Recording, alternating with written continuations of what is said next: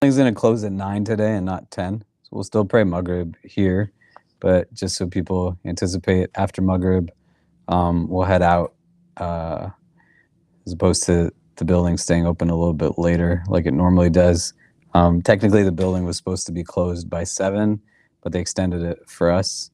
A lot of people are away for the July 4th weekend. So just so we're on the same page with that. Yeah, everyone. Great. So last time we were talking about some of the things we could extrapolate from the migration to Abyssinia. And we talked about both the first and second migrations to Abyssinia, and that this was taking place in the 5th year of Revelation at this point. So we're 5 years into it, that they come into Abyssinia, and that first migration takes place in the month of Rajab. A couple of months later, there is the second migration. And the reality now is there's about 100 Muslims in Abyssinia, give or take.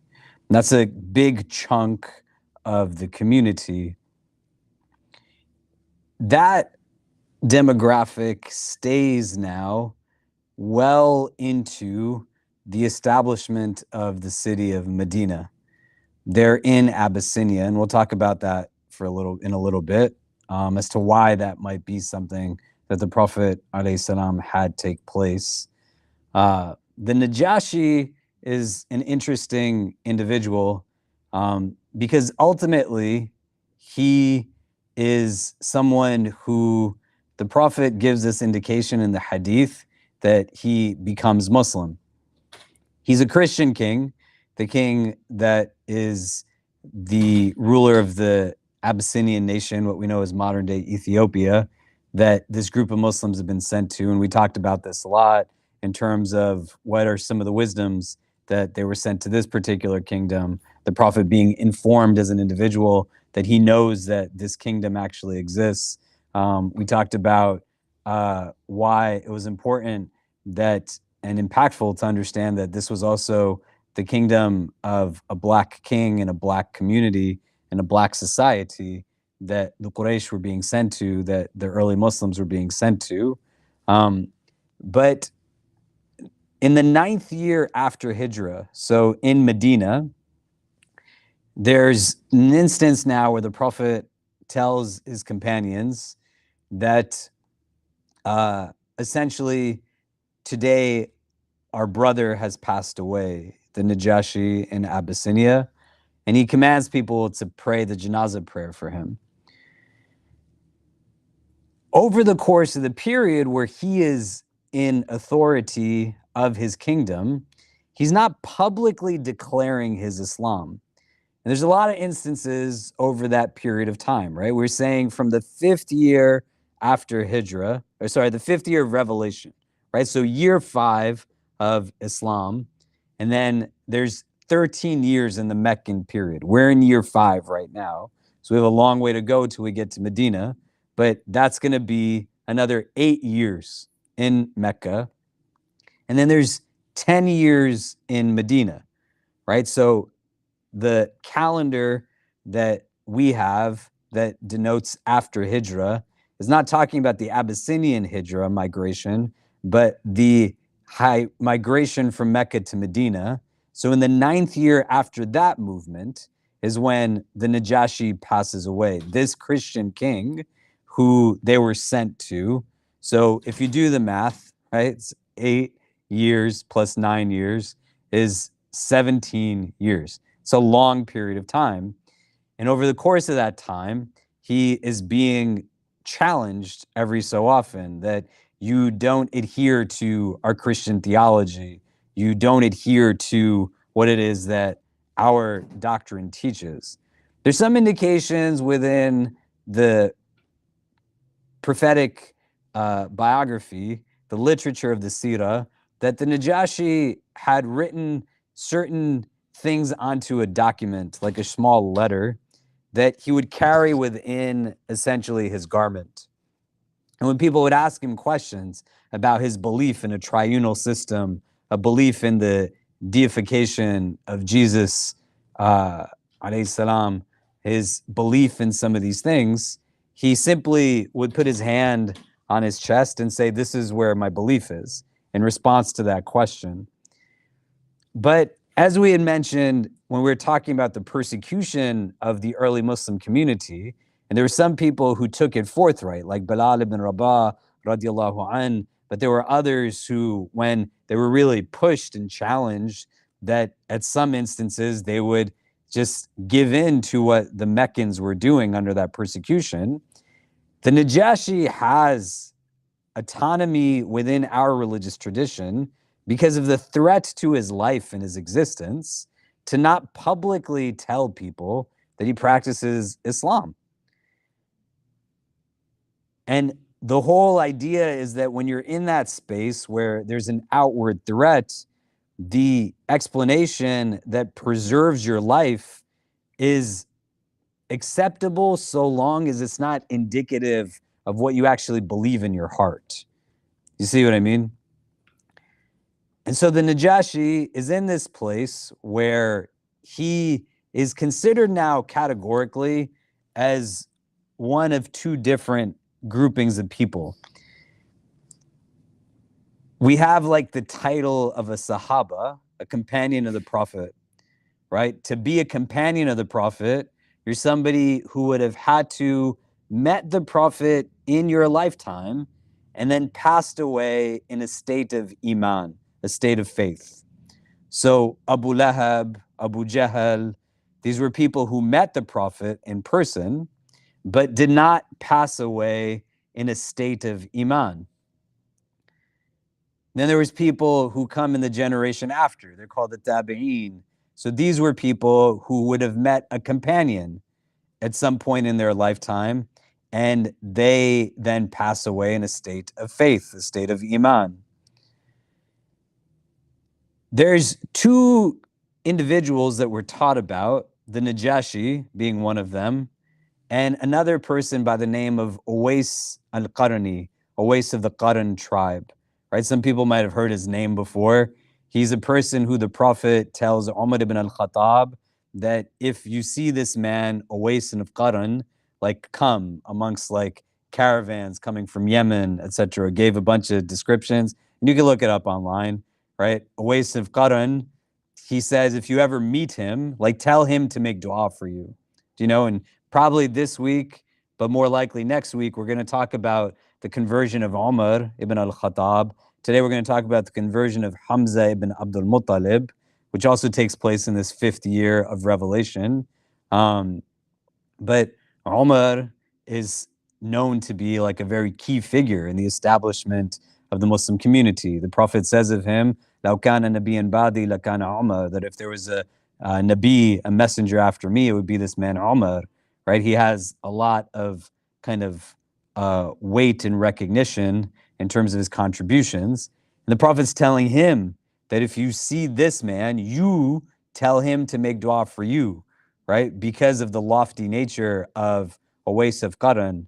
And one of the things that we're taught of Uwais of Qarn was that he had a mother who was very ill. And he had the opportunity to come visit the Prophet and then gain this title of Sahaba so that he would have met the Prophet in his lifetime. But he forgoes this and he stays and takes care of his sick mother at home. So these two people, they have a different opinion of people who are of this background, that we know they existed during the time of the Prophet, but they didn't meet the Prophet. And they clearly die in a state of Iman. The Prophet prays over the Najashi. So there's some people who would say that, yes, they're also given the title of Sahaba. But what most people would say is that they exist categorically in a different grouping than people who are known as Sahaba or the Tabi'een, right? But they have a uniqueness because they're willing to exert on their convictions something that helps them to stand out from the rest of the groupings. And this is something that's a really important thing to reflect upon, right? Like there's a companion by the name of Sayyid ibn Zayd, and his father is a man by the name of Zayd ibn Amr al-Nufail. Zayd ibn Amr al-Nufail, he passes away before the Prophet starts preaching Islam, but he was known as somebody who was Hanif. He spoke out against social injustices. One of the things that Zayd ibn Amr al-Nufail would do is that customary in the Meccan society was that people wanted to have sons. They didn't want to have daughters. And they practiced female infanticide. They would literally bury their daughters alive. And this man, Zayd, would go to the fathers who didn't want their daughters and would say, don't bury them alive. I'll look after them. His son is now asking the Prophet, what happened to my dad? He came before you started preaching. And the Prophet said, on the day when we all stand in front of Allah, and every person will stand behind the one they claim to be a follower of. So the ummah of Musa alayhi salam will stand behind Moses.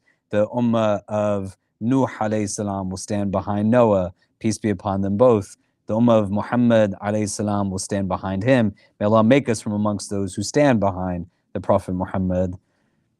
He said, on that day when everyone will stand amongst the nations they claim to be a part of, your father is going to stand as a nation unto himself, right? Like he's not standing behind anybody, do you know?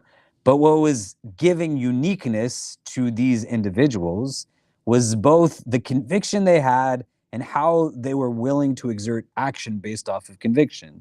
They were distinct from what the norm was. This is what Hanif means, right? We talked about the Jummah a couple of times, right? But the Hanif was somebody who's a non-conformist, you know, like they didn't necessarily just fit into what was normatively understood in society.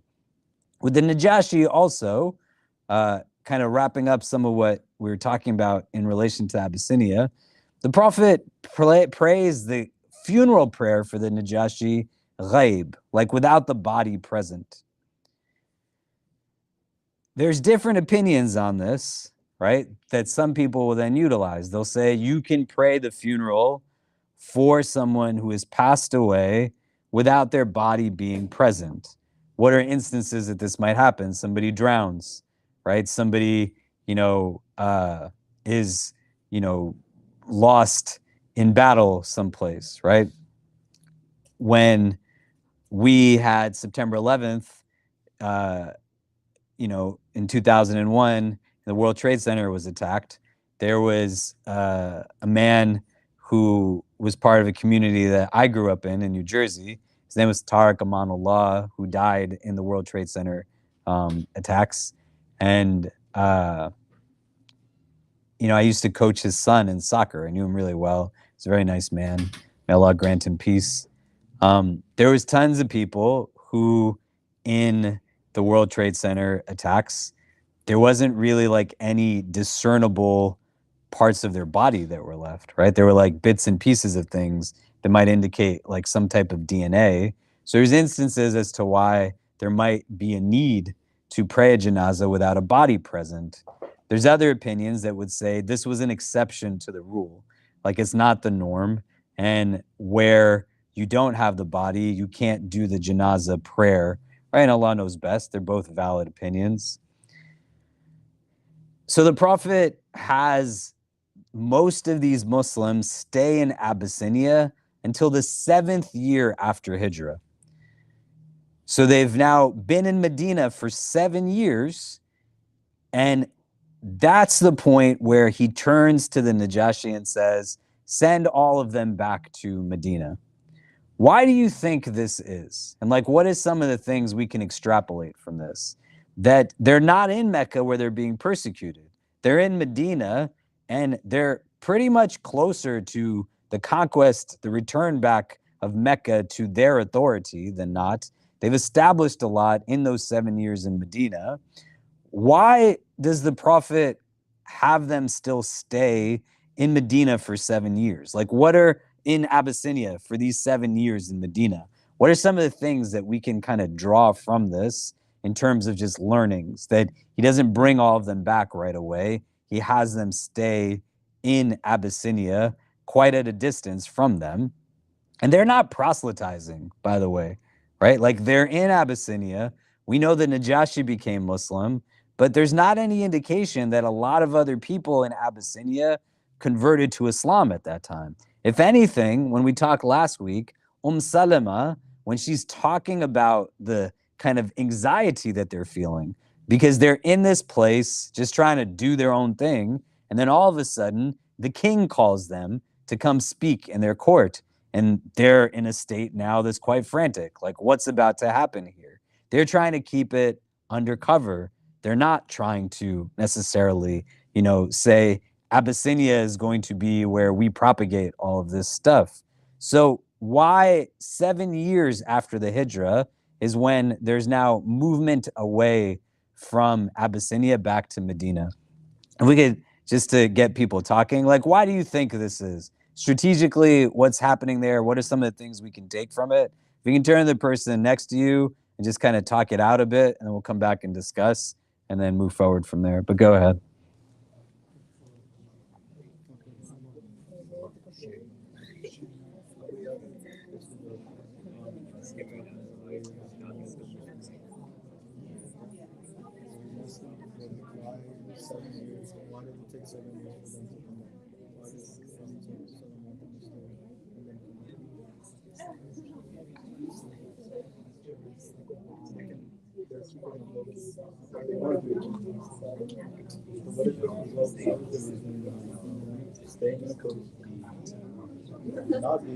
Not propagating Islam, rather keeping themselves just practicing religion.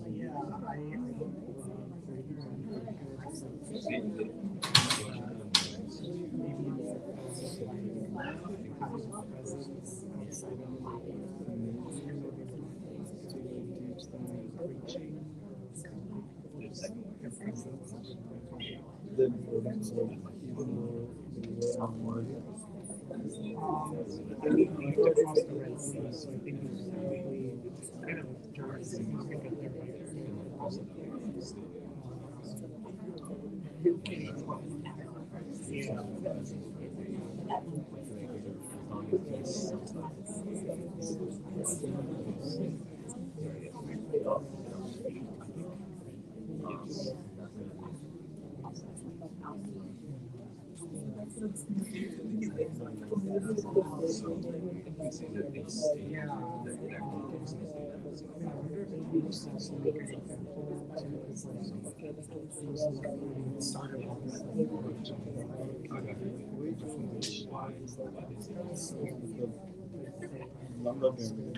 So they don't know whether baptized in God it was not there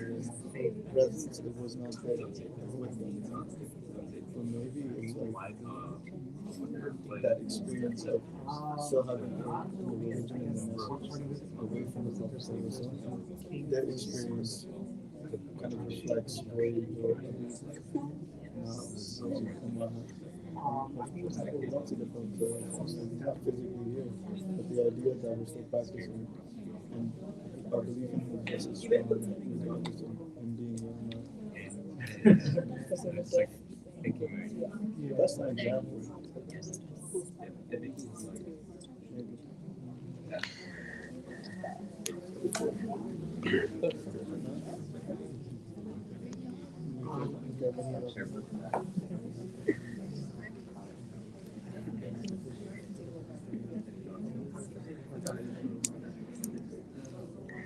Okay, so what are some of the things we're talking about? Why do we think this might have been the case strategically, that they still stayed there even after Medina was established? Or what are some of the things we can kind of extrapolate from this? What do we discuss?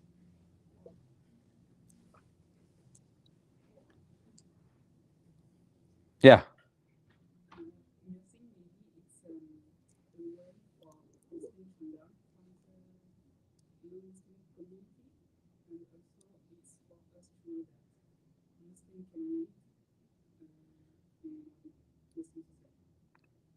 Yeah. Like the establishment of a Muslim community in and of itself does not mean that you have to automatically now leave your place to go and be in a place where Islam is now kind of the mode of governance, right? We don't have kind of these, understandings of the world that is a part of, if you're looking at kind of social commentaries on Islam through a political framework, there's some people who would divide it into Dar al-Islam, like the abode of Islam, Dar al-Harb, like the abode of warfare, right? And there's these like two kind of conflicting modes. But the predominant understanding is that there's a third prism that's called Dar al-Salam, and this is an abode of harmonious living, that you're able to fundamentally exist within societies, that as long as there's no threat to your faith, that you can be there and you can thrive in these places. Do you know? What else did we discuss? Like, what else might be the reasons as to why they were there? Yeah.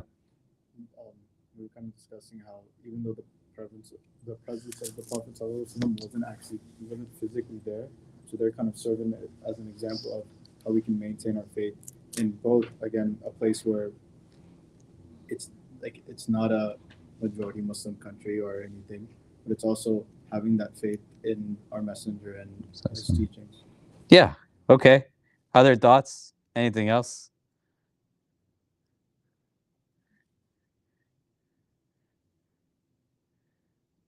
So in the context of what they're experiencing, right? The entirety of what we've been looking at for months is a life that's being lived in real time. Do you know? Up until this point, where in the 5th year after Revelation, but we've looked at now 45 years that the Prophet has been alive, right? Because he got Revelation at 40. And we talked about so many things that precede Revelation. We've been talking about like a long chunk of history, but if we narrow it down now to just these 5 years, what is it that brings them to Abyssinia in the first place? It's not that they're moving to this place proactively out of a sense of joy. They're moving to Abyssinia because they're being killed in Mecca, right? And there's a good chance for the individual maintenance of their faith that those people, initially like 15 or 16, the second group is 80, they're going to protect and preserve their own faith, leaving behind family, leaving behind friends, leaving behind everything that they know. But also, as they individually preserve their faith, they are so too a source of preservation of the faith on a whole. Do you know what I mean? Because there's not so many people left in Mecca at this point when all of these people have gone in this second migration of Abyssinia. And we're going to talk in the coming weeks about how the Prophet starts to go from place to place. He goes to Taif, and people just boot him out of Taif, right? Abusively. When he gets to Medina, the people welcome him into Medina. But what if Medina doesn't work? Right? What happens if Medina just fails? Does that make sense? And the whole idea of creating now something that says, we're just going to do everything in this all or nothing mode, right? Like when we talk about Badr, the Prophet stands and makes dua, that Allah, everybody in the world who believes in you is here. If we get wiped out, nobody's going to be left. Do you know? So recognizing that he's living these experiences, he's living through this persecution, he's seeing consequently what's taking place. The idea that there's continuity through the establishment still of a grouping of people that are thriving and practicing their faith elsewhere also ensures that if Medina does not work out, there's still people someplace else that can keep this thing going. That there's still opportunity for us to then think out, maybe we shift and move someplace else. Why is that an important thing for us to understand? Aside from like recognizing the brilliance of foresight that the Prophet has. So you remember, you want to think now, because we've talked about this enough, that you want to start to see how different pieces of this is executed upon throughout like the entirety of the Seerah. So when we talk about the Prophet being a shepherd, and we say, what's the relationship between the shepherd and the sheep? Those of you who were here like some months ago, right? The sheep is limited in its vision and its scope. The shepherd has foresight. It's looking in the distance. He's taking these skills and applying them with a recognition of everything he's learning as he's going through any of these things. And there can be shifts in dynamics at any given juncture, especially as you get bigger and bigger, because in the first couple of years when the period of prophethood was more private, nobody was bothering any of them at all. And then when he makes a public propagation, that's where things get messy, right? They move into Medina. There's nothing that he has that has been told to him, hey, by the way, this is 100% going to be successful. It's going to be something. Why is this an important thing to understand? So you came to Jummah maybe last week or 2 weeks ago. I don't remember what I talked about at Jummah, when I talked about it. But one of the Fridays, we talked about tawakkul, like trust in God, right? Was anybody here last Friday? Was it last Friday we talked about that? Yeah, great. And what did we say? There's 3 modes of reliance on God that people implement, or reliance, right? Not on God, but just reliance. There's a person who solely says, I put my trust in God, but then does not exert their authority or power to work towards the achievement of what it is that they are asking of God. Do you know? They just say, I'm going to ask God to do this, and then I'm not going to put in any effort on my own. And the example that we utilize were people who would come for Hajj from Yemen, and they didn't bring a lot of provision, right? You can look up the hadith. It's there. These groups would come from Yemen. They didn't bring provisions for, the journey. When they were told, like, why are you not doing this? They would say, like, we are, like, Allah has us, right? And then they'd get to Mecca, and from Mecca, when they'd get to Medina, they didn't have anything. And they would have to, like, beg for support. And there's verses in the Quran that essentially are revealed in relation to these incidents that say that you take your provision when you go on your journey, but the best of provisions is having taqwa of Allah, right? But to illustrate it, it's you put your trust in Allah, but there was no action to utilize the means that you have access to also work towards what you want. Or the other grouping, secondly, were people who relied solely on the means, but did not then put any reliance on Allah. So the example I gave was when the prophet Noah, peace be upon him, the floods arise. He tells his son, come with me. And his son says, I'm going to the mountains. He's reliant upon the means, but he has no reliance upon the divine. And then when you have the combination of the reliance on Allah, and then you exert your means, right? You trust in God and tie your camel, as the hadith says. The combination of both, that's what tawakkul is rooted in. And so, like when Mary, peace be upon her, is at the base of the tree, like she's still told to shake the tree. Do you know what I mean? She's got to exert the action in kind of engaging the tree. Does that make sense?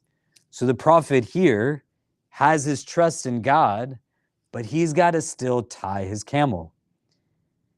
And so if this thing in Medina doesn't work, this thing in Abyssinia is really important. Until there's surety, we have to make sure that that's still an option. Do you see what I mean? Right? And it's putting into play this notion of what lived tawakkul actually is. I put my reliance in the divine, and I still take the means that I have access to. So I ask Allah for healing, but I still then go take the medicine, right? The medicine can only do what Allah allows for it to do, but I engage in the means, the combination of the two. Put your trust in God and tie your camel. Does this make sense? A couple of other things to think about in this instance.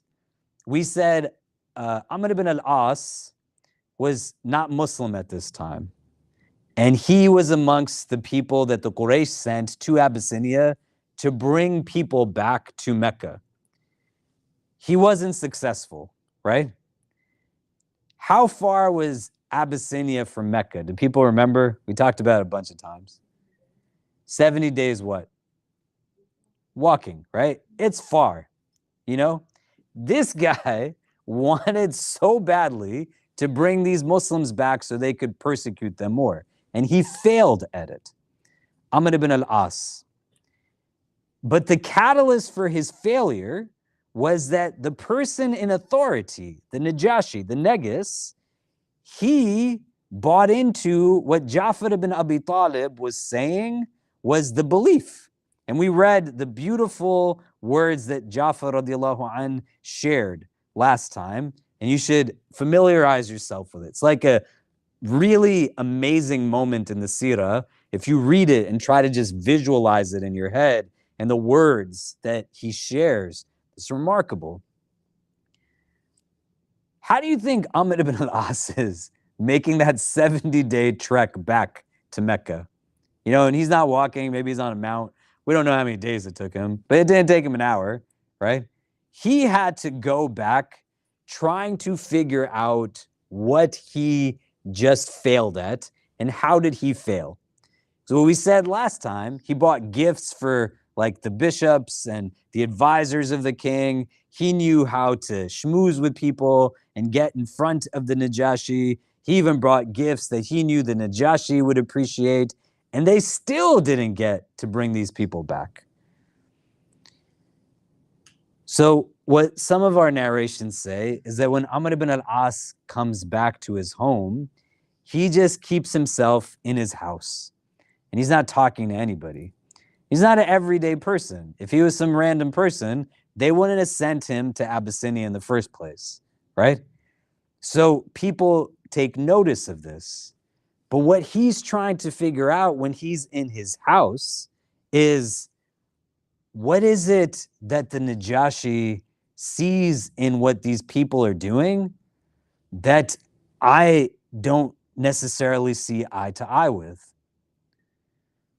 Amr ibn al-As becomes Muslim in Medina shortly before the conquest of Mecca takes place.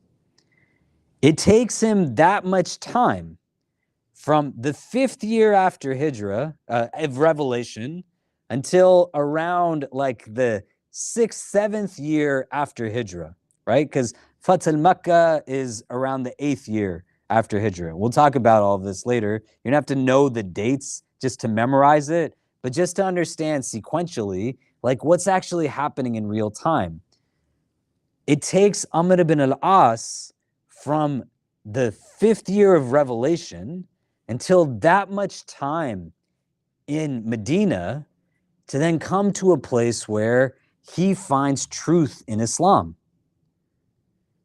A portion of the catalyst starts to now sit with him in the back of his head that this man who is a Christian king, he's a king. He's the king of a kingdom that's a thriving kingdom. It's not a kingdom that's running on empty. It's like doing well. He believes that this person is a prophet. Like he believes that their teachings are similar. He believes in what these people are saying they believe in. He's like, why don't I believe in this thing? And that opportunity to be able to reflect is afforded to him, but it takes him a little bit of time to get to the place where he then becomes Muslim later on, right? And what's amazing is when he comes and he says, I don't want anything to be held against me. In Medina, the Prophet says to him that like a hijrah wipes out like everything that came before it, migration, right?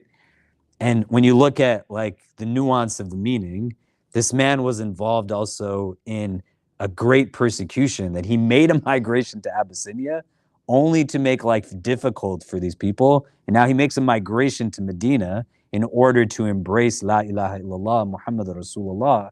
But it took him that much time to do it. Do you know? If you have people in your life that fundamentally you want them to understand something, but they're just not there, they go at their pace as best as they can.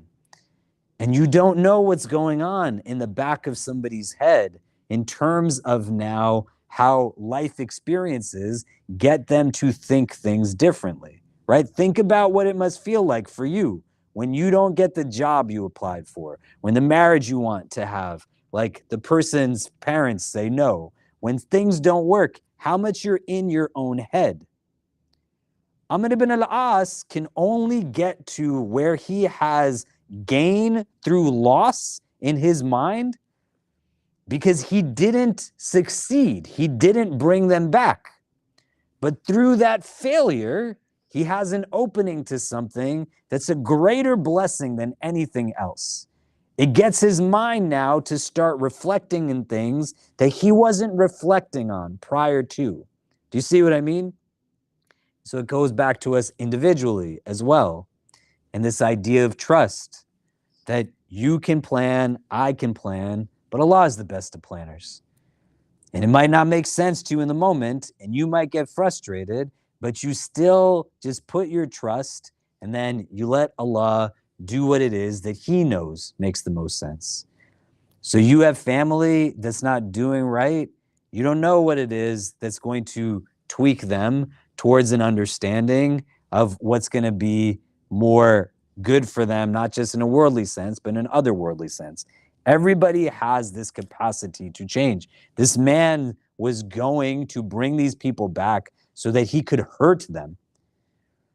And then years later, he is amongst the people who is praying side by side with them. How does that transition come into play? And what catalyzes it is important. A beginning part in that journey for him comes from him failing at something, not succeeding at it. You understand what I'm saying? Does that make sense? Okay, so let's do this just so we can kind of think about it a little bit. If you can turn to the person's next to you, what is it bringing up for you? What is it making you think about? Let's talk about it a little bit, and then we'll come back and discuss. But go ahead.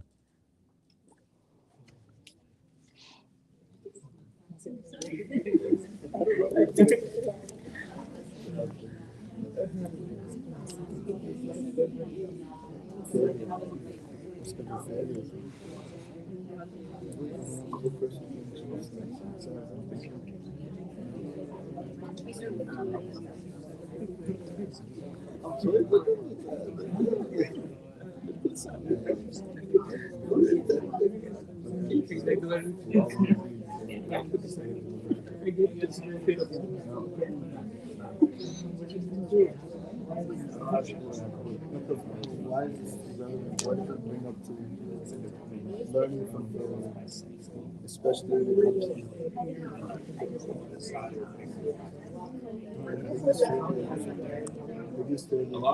biggest lesson?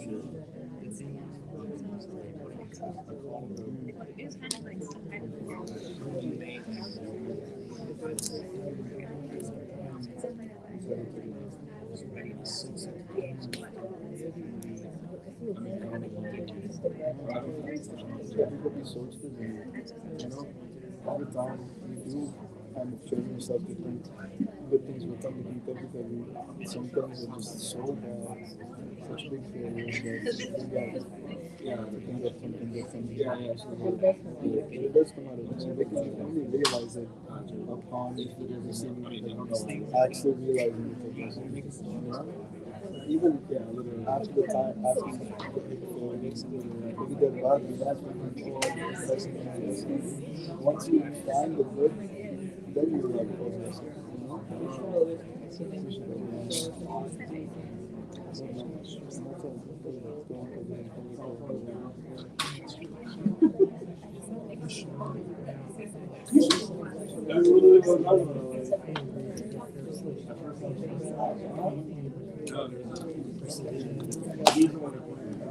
Is it not working?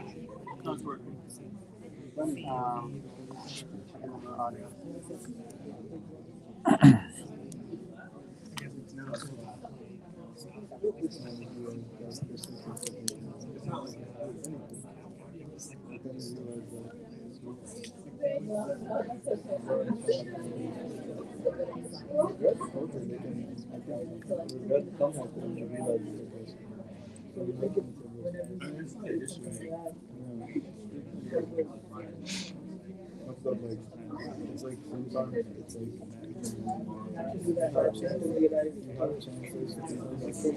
and then and I think it's also stop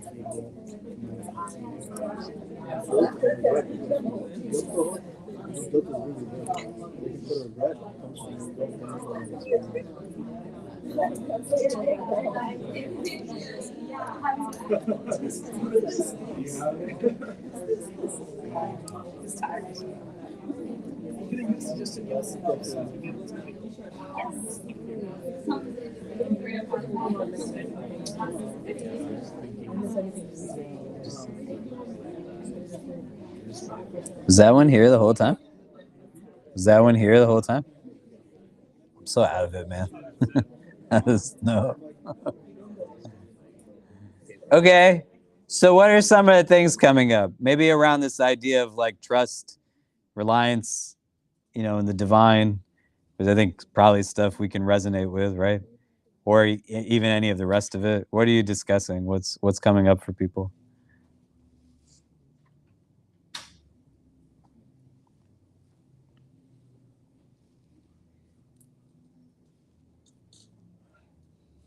I feel the same way. Don't worry. It's okay. Yeah.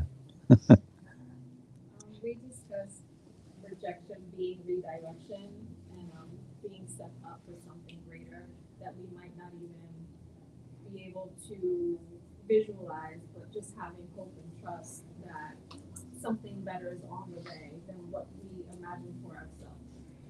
Yeah. That's amazing. Rejection being redirection. You shift paradigms. You're controlling vantage points on some of this stuff. What else? Yeah. We talked a bit about how, applying that to your loved ones and recognizing that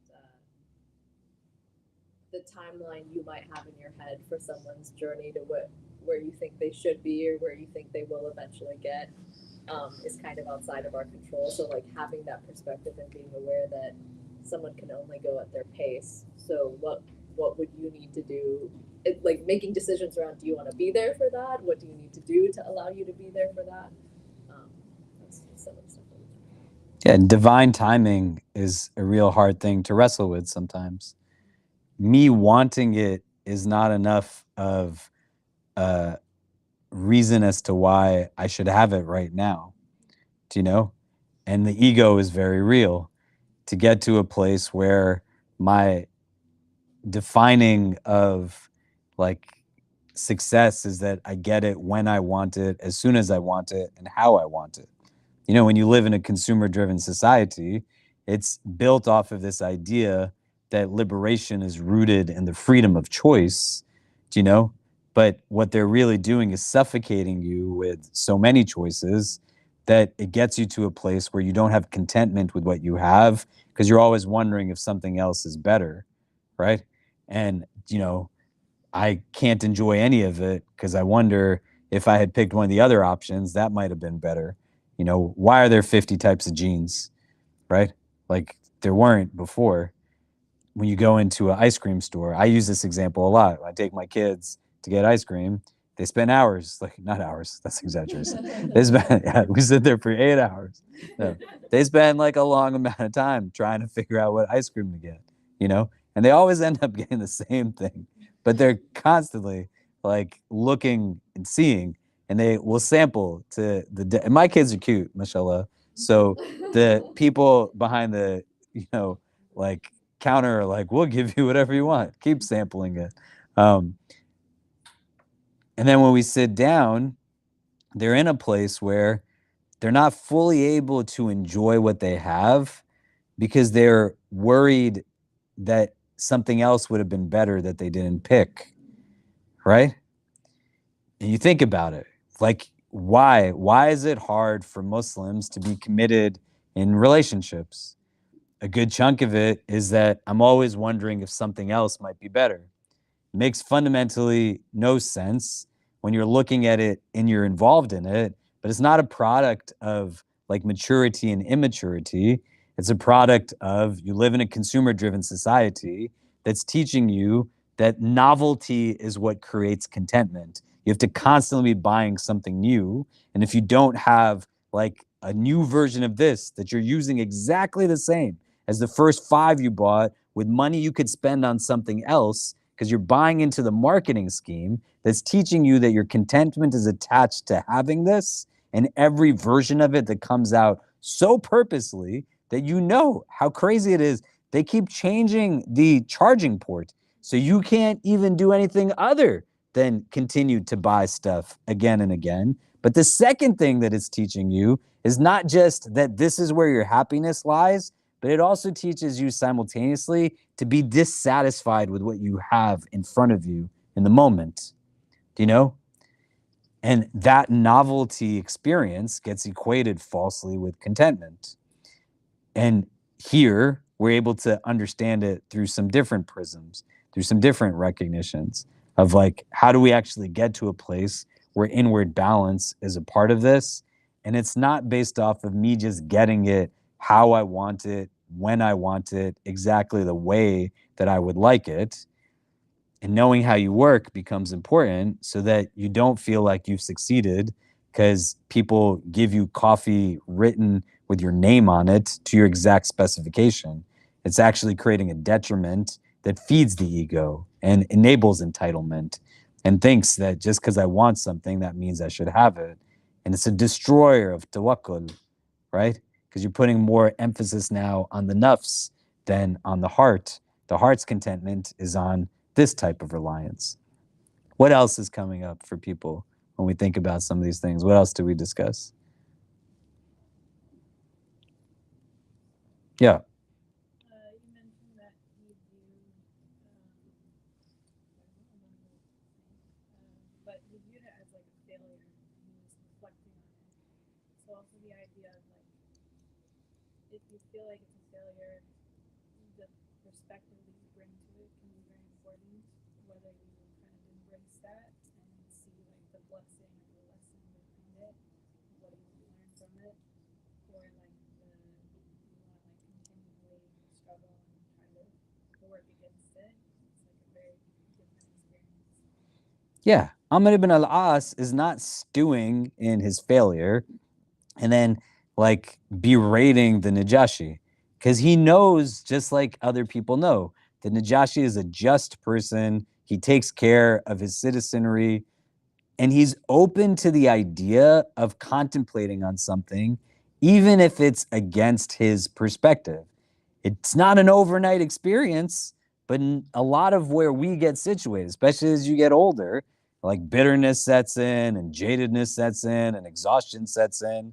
The capacity to instantaneously change is not like something that happens. Sometimes it takes a little bit of time, but he's at least willing to tolerate the idea that this person is someone who's offering a different vantage point.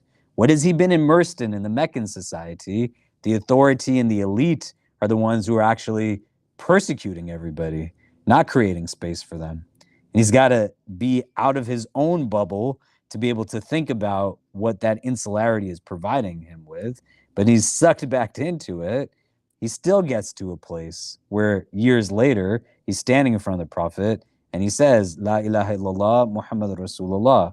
How many people in that moment of that contingent in Abyssinia do you think, if they were asked, like, hey, you think that guy one day is going to become Muslim, right? We don't know. It's conjecture. But likely, they were like, that guy wants to just take us back to destroy us. That's what he's bent on. You see? Okay. What's happening in Mecca when this happens? Like, they're in Abyssinia, all this stuff is going on, right? The world doesn't function in a way where if something's happening in one part of the world, like everything just freezes in the other part of the world.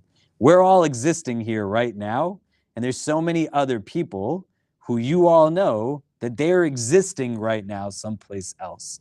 Every single person that's in the park right now has their own thoughts. They're walking someplace. People who are driving these cars, people who are flying in planes above us, people who are asleep on the other side of the world, people who are just waking up in different parts of the world, right? Right now, in some parts of the world, people are getting ready to pray Fajr. Do you know what I mean? Things are happening that exist simultaneously to our existence. We're not the center of everything. There's things that are going on all around us, whether we are moving or not moving. Does that make sense? So what's happening in Mecca right now, likely, when a ton of Muslims who make up the majority of the numbers are in Abyssinia, and they were already being persecuted in Mecca, and the Prophet doesn't go to Abyssinia ever, let alone on these migrations. What do we assume is likely happening in Mecca now at this point? Anybody? What do you think?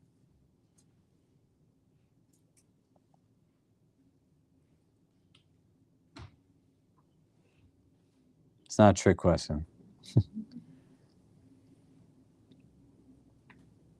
They're like trying to figure out how to get rid of the community in Abyssinia, or how to... What do you think it's like for the Prophet in Mecca right now? Oh, it sucks. It's terrible, right?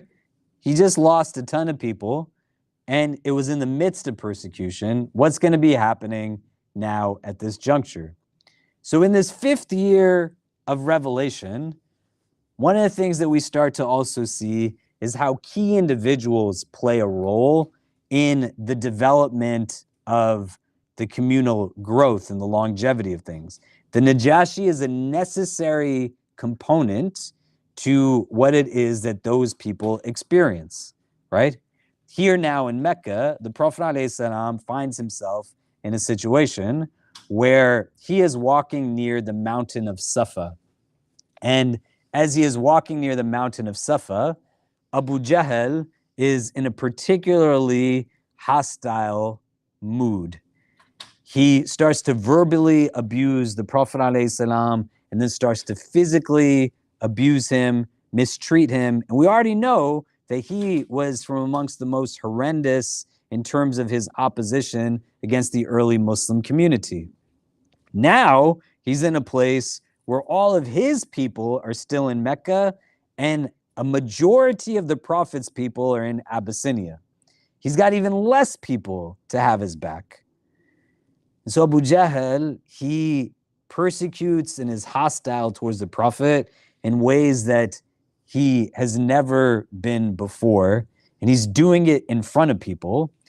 Abu Jahl, as a reminder to everyone, he's from a clan that's called the Banu Makhzum. And the Prophet, his clan's name is what? The Banu Hashim. They're in different clans. In this kind of rant now and verbal abuse and physical abuse, Abu Jahl now starts to speak against the forefathers and ancestry of the Prophet as well. And there's a lot of women who are in the area, like hearing and listening what's going on. People from the Banu Hashim, they see a line has been crossed in relation to what's taking place, and the altercation is something that sits with a lot of them. What's happening simultaneously to this, the Prophet has an uncle, Hamza ibn Abdul Muttalib. Hamza radiallahu an is the son of Abdul Muttalib, the grandfather of the Prophet, meaning that Hamza is the brother of who? He's the brother of Abu Talib, he's the brother of Abu Lahab, he's the brother of Al-Abbas, and he's also the brother of Abdullah, the Prophet's father, right? Do people remember who Thuwayba was? We talked about her months ago. Who's Thuwayba? You're nodding your head.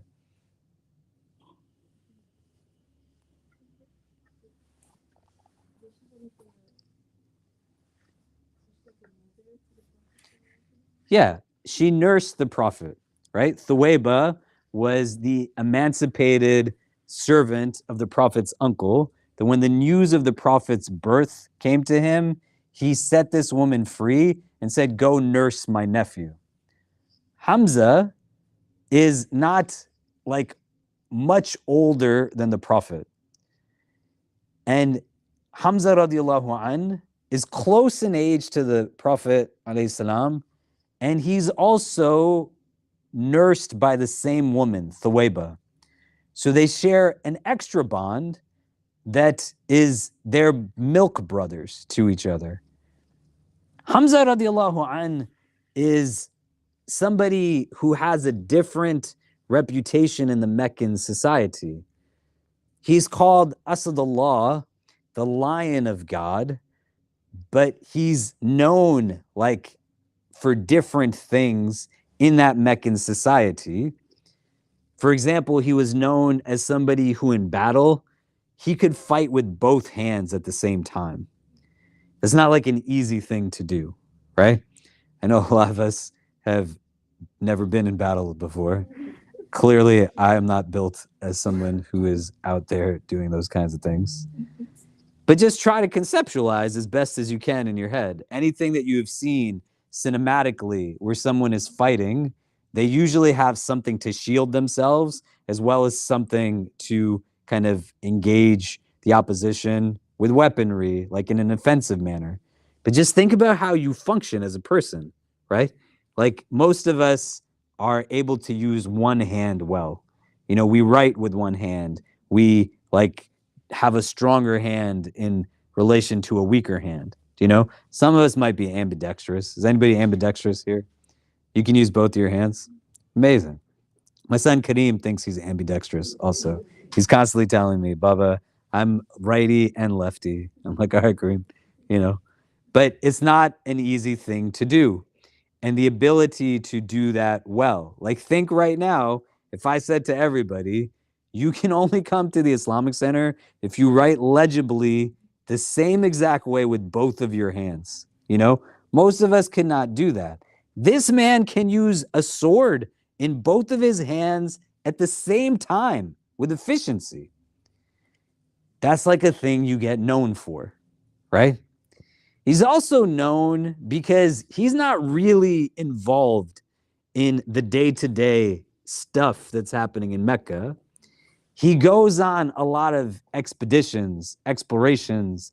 He's like a hunter that will hunt and come back and share stories of his hunts and the things that he has seen. He also shares the meat with people. He's not hoarding it for himself. And one of the things that he was known for prior to his Islam was that when he would come back from one of these journeys, that he would always make tawaf around the Kaaba before he would go back to his home.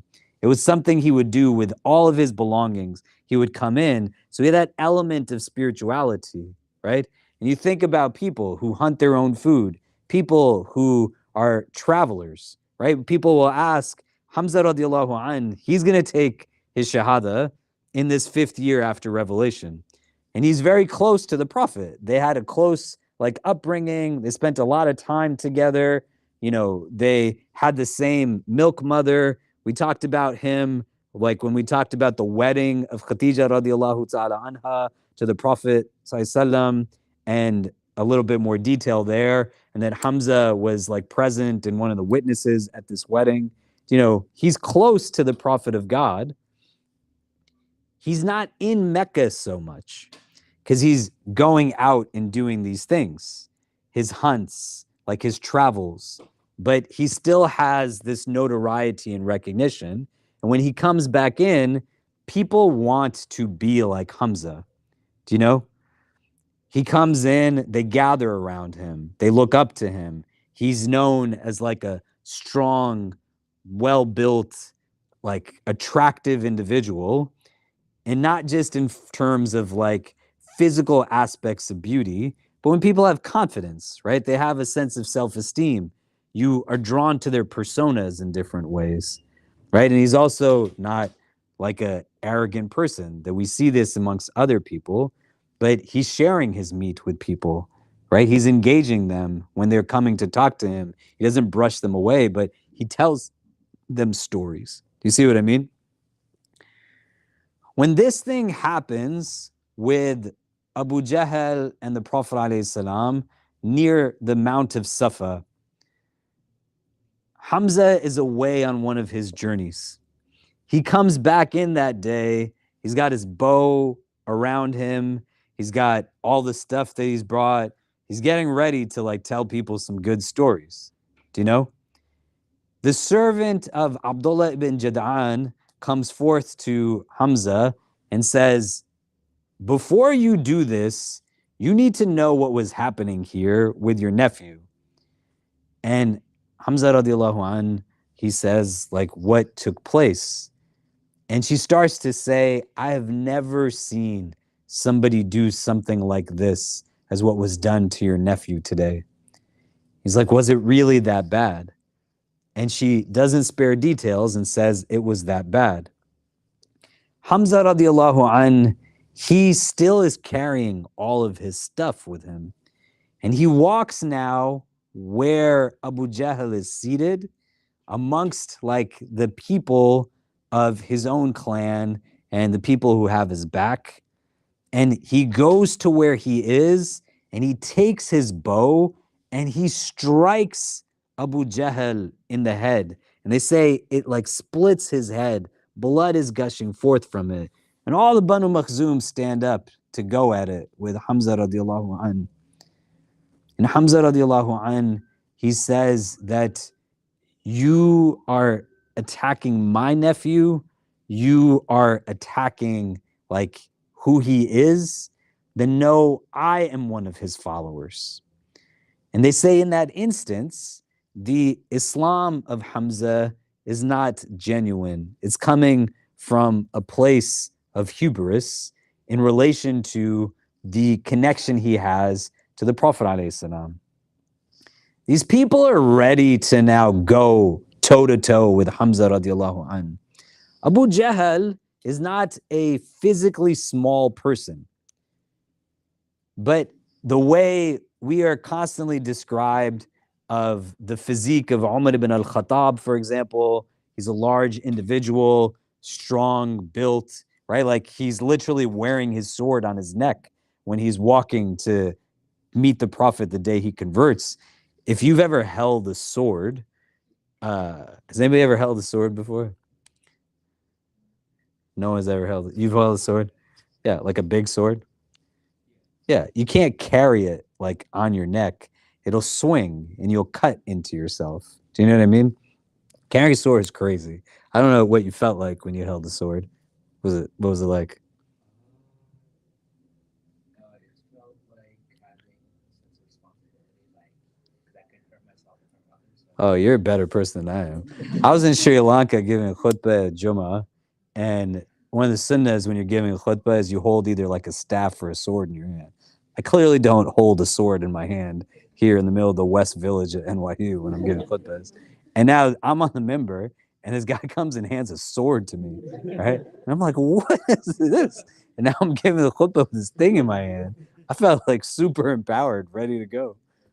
He's wearing this on his as a necklace, right? That's how big of a person he is, that it's not causing him physical damage. Abu Jahl, they say, is physically like large the way Umar is large, you know?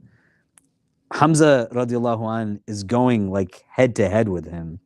And the way they say he struck him, if he struck a smaller person, that blow would have likely killed that person. And he struck this man who's like physically more established. He's able to endure some of it. And in the midst of it, Abu Jahl tells his people, no, let him be. I did overstep my boundaries with his nephew. I went too far in what I did to him today. Why do you think Abu Jahl does this in this instance? He has a shift now in his tenor, right? Because prior to all of this, nobody's getting in his face. And here now, he has an opportunity to let all these people tear Hamza radiallahu an apart. But he says, no, let him be. Like I did do stuff that I shouldn't have done. What do you think it is that's happening here in this instance where he doesn't provoke or agitate? Why is that something that you think he's doing? If you just turn to the person's next to you and talk it out a little bit, What do you think Abu Jahl is hoping to achieve through placating this situation? But go ahead, and then we'll come back and discuss.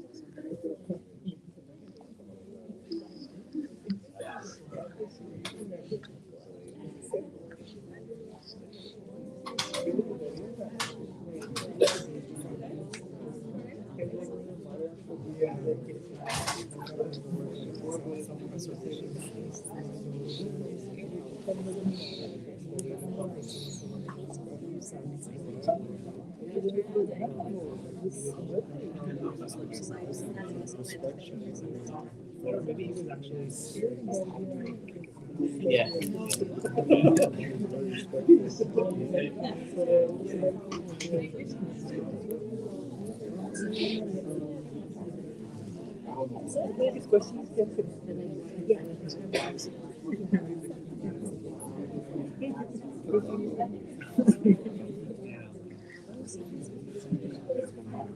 Shayan's asking, what do we do with this question? What do you do with this question? What do you mean? I guess when you explain it, I'll understand. Yeah. Okay. How do you think of these random? He's like, how do you think of these questions? And he's like, what do we do with it? Is it a hard question? But like he stopped, okay, but then what? Why do we need to? I guess he was just afraid. Yeah, so talk about it, man. Why are you talking about it?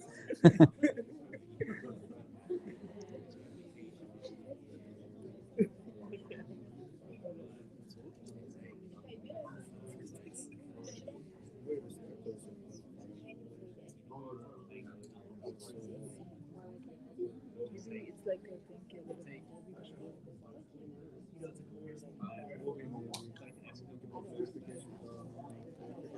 I think इसके बाद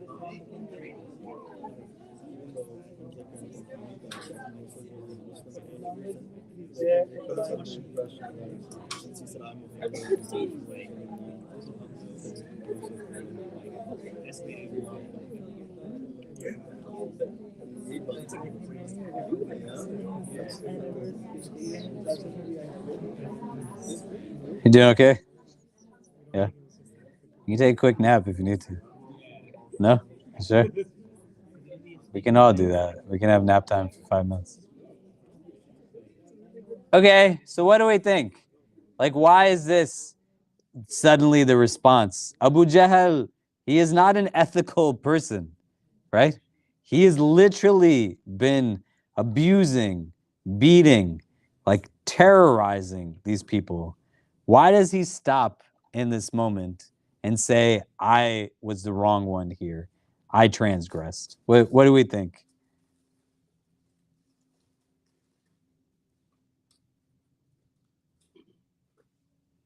Yeah, go ahead. No, go for it. Maybe because he wanted to avoid conflict between two tribes instead of just being one person. Because if they did something to Hamza, it would be between two tribes rather than just a person who was not very likely his tribe. Okay, and why would that be a problem? Like if the Banu Makhzum and the Banu Hashim kind of go at it, why is this an issue? What were you going to say? I was going to say that like Hamza has a good reputation in the community, so going against someone who has a good reputation would be not good for him. Why?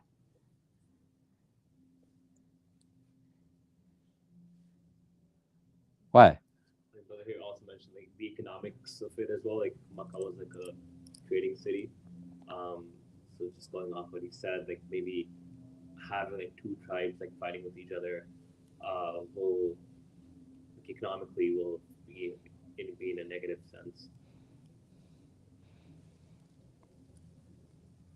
Has anybody thus far been able to do what Hamza just did?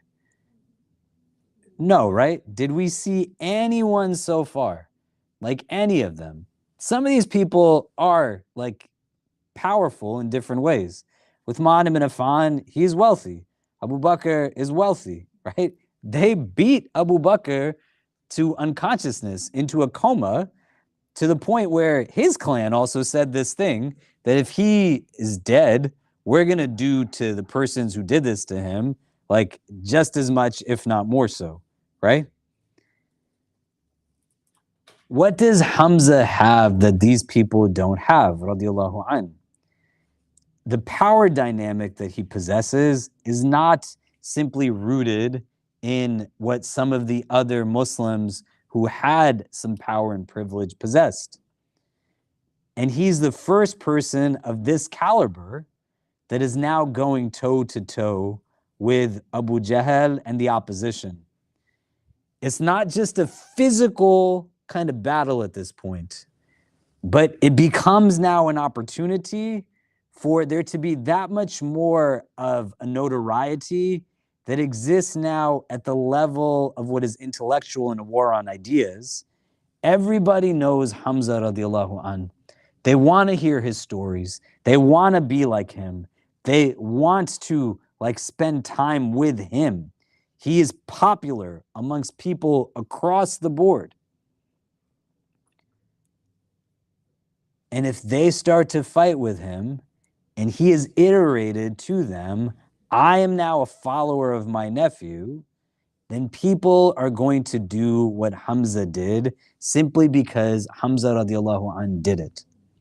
Do you see? Because they can't do it. Literally, when they migrate to Medina, everybody is trying to be undercover, right? Even when the Prophet and Abu Bakr migrate, they hide in a cave. Do you know? Right? And we'll talk about it in more detail. When Hamza is getting ready to leave Mecca and go to Medina, he stands in front of the Kaaba and he says to people, I'm going to go. Does anybody want to fight me before I go? He said, is there anyone that wants to try to take me on? Right now is your last chance. I'm leaving. Does anybody want to do this? And nobody does anything. They say to just let him go because they can't do anything to him in that regard. Do you see? He's not going to take it that way. And Abu Jahl, what do we know? Why is Abu Jahl called Abu Jahl? Is that his name? No, what's his name?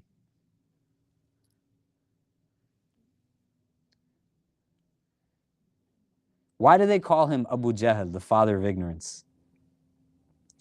Because what he was known as was Abul Hakam, the father of wisdom.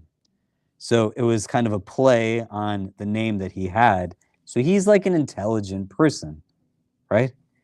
And he has also this thought process that recognizes that this moment is much bigger than my ego being wounded. I could go and put this guy in his place and start a clan on clan battle. These guys literally launched the sacrilegious wars. Do you remember when we talked about the Fijjar Wars? And they had a multi-year battle that ended up as a concluding point with what they could have done right in the onset of it, and there would have been no war, no bloodshed, right? They'll do anything for their egos.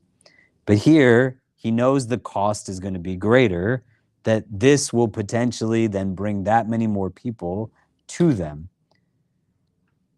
Hamza radiallahu an, he leaves from this place knowing that he was not sincere in his conviction. Can you guys move up this way? Just so as people are coming in, they know they can come and pray in the space so they don't feel like they have to. So we can just kind of create some room for people to come in. That'd be great. Yeah.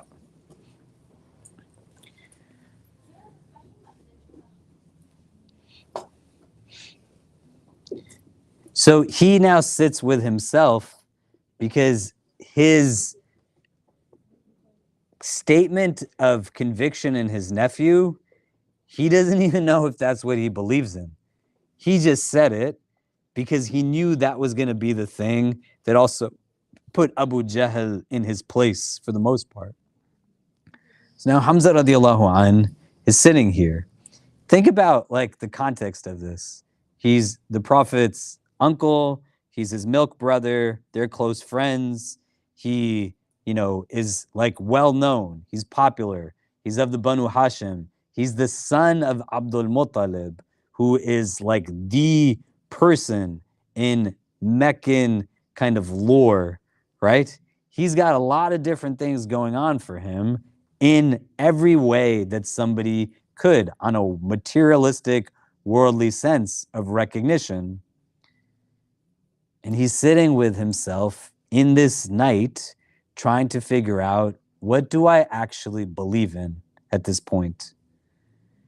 Is this something that's genuine? Is this something that I actually buy into? And Hamza radiallahu an, he spends his night in a place where he wrestles with this question: should I actually become Muslim or not? And in his own way turns to the divine because he believes in God, right? He has this belief. So in it now, he's looking for guidance. He's looking for insight. And it shifts from what it was during the day to a place of potential openness. And they say the next day when he awakens, he knows that Islam is what it is that he should be following.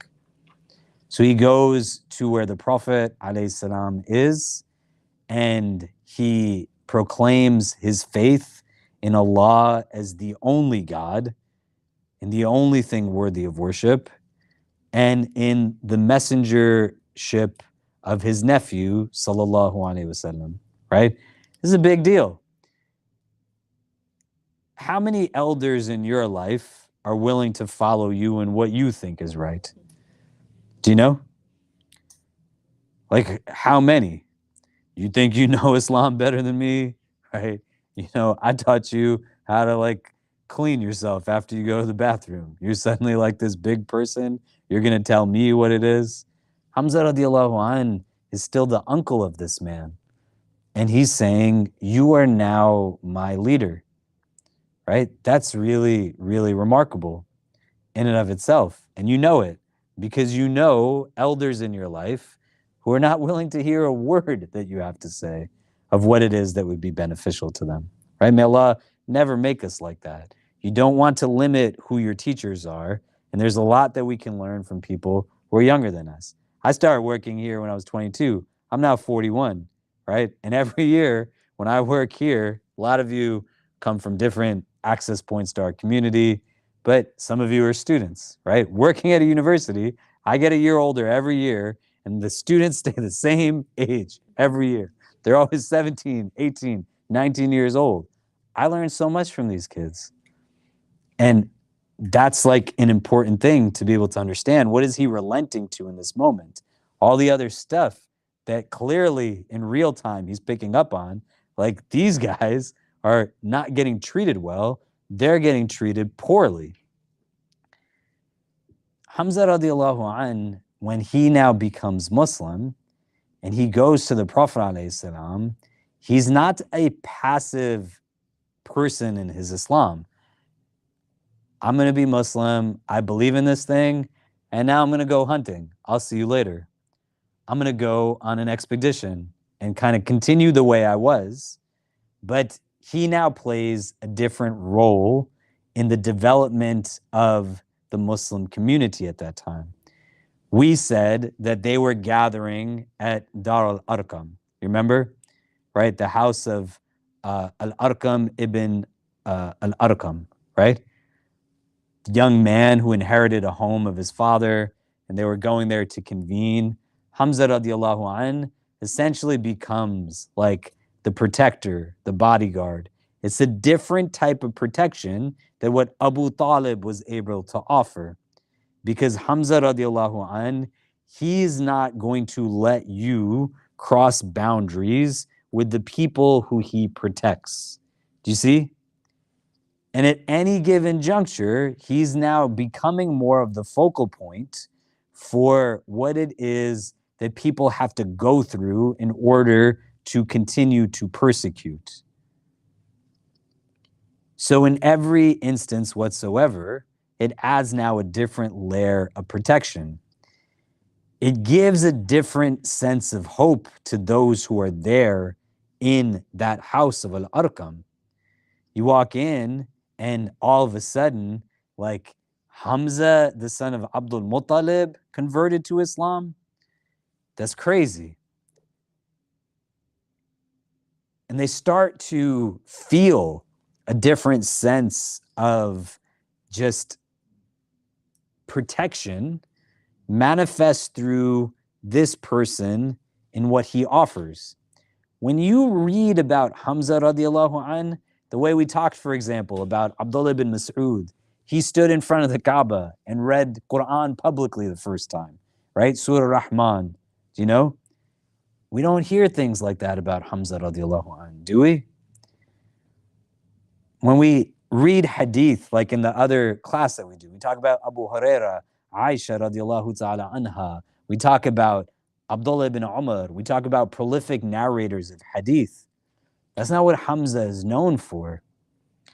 Nobody is saying the recitation of Hamza ibn Abdul Muttalib was amazing. Nobody's talking about how he was profound in his understanding of fiqh. He was a protector of the Muslims. And he offered something that nobody else could, but it didn't come through the prism of religious leadership. Do you understand? When we know who Hamza radiallahu anh is, there's a lot of different things that we're taught about in terms of his practices, his habits, right? In the Meccan period of Islam, alcohol has not been prohibited yet, right? There's no prohibition on alcohol. Hamza radiallahu anh drank alcohol. Understanding some of these things requires us to think out where communally there's not power in the favor of individuals that are a minority population. The recognition of what creates strength is not simply about, hey, that person who is quote unquote the most religious is what we need right now. But to be able to see it as a multi-pronged understanding of how clout is developed. And you might be looking down at somebody who could be what it is that is needed for the elevation of a community's growth. One of the things that happened, and we'll talk about it more next week, 3 days after Hamza radiallahu anh becomes Muslim, Umar ibn al-Khattab becomes Muslim. And with the two of them being Muslim, they're able to publicly do things in ways that they couldn't do before. And this is all still happening in year 5 of Revelation with all of these people sitting in Abyssinia. So when you're thinking about what's going on right now, it's not that there's 1,000 of them and they have these numbers. There's literally now back a regression to small numbers of Muslims in Mecca, because a lot of them are in Abyssinia, and these two people now, they leverage their clout, and they're not bringing clout to the Muslim community because their access points are through what we quite often understand leadership to be rooted in. It's not that they're the prayer leaders. It's not that they're the ones like teaching the hadith about the adhkar that you do. They were bringing something that was a necessary piece to the foundation of it, Hamza radiallahu anh in particular, that was rooted in just his strength, his courage, his confidence. He was the bodyguard of the Muslims. He was their protector. He had no hesitation in being able to stand and put himself out there in order to offer this to their development. We're blessed in our community to have a lot of different people step up in different ways, but a lot of Muslim communities, they push away their Hamzas. They don't necessarily find what is inherently beautiful or strategically enable there to be growth structures, because there tends to be now a pushing away unless you fit into this rigid kind of box of what it means to be authoritatively qualified. Do you see what I mean? The other thing that's important to understand is that Hamza radiallahu anh, he has self-actualization. He knows what he can uniquely offer back. He's not trying to fit into somebody else's steps. that this is how I give back. That person is great at reciting Quran. Great, that's the spiritual gift Allah endowed them with, right? That person is a great orator. That person is great at just their kindness and generosity. You might be good with numbers. You might be good with graphic design. You might be good in an entire gamut of characteristics and trainings and skills, interpersonal or otherwise. But if you limit it to this notion that says our growth is going to be attached to only equating leadership to religious leadership, then we're not going to be able to have the successes that these people have. When they needed somebody more so than at any other time, Allah gave them a hunter, right? He gave them somebody. Hamza is no joke. Even when Umar comes to convert and he knocks on the door of Al-Arqam, everybody backs away because they're afraid. They don't know what's going to happen. It's Umar ibn al-Khattab. Hamza stands up and says, I'm going to go get the door, right? He's got no fear.